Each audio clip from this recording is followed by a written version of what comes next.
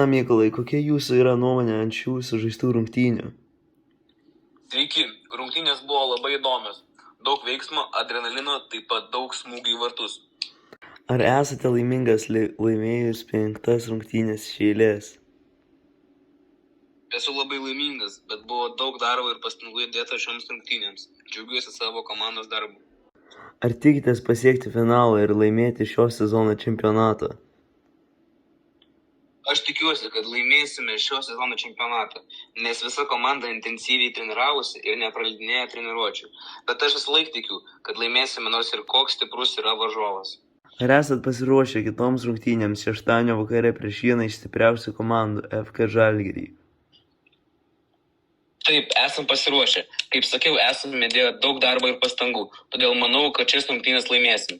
Varžovas labai stiprus, bet stengsimės iš visų jėgų. Ar jūs sieksite savo tikslų, kad ateityje galėtumėte tapti profesionaliu futbolininku? Taip sieksiu, nes tai yra mano svajonė. Dedu daug pastangų kiekvieną dieną ir ateityje tikiuosi tapti profesionaliu futbolininku.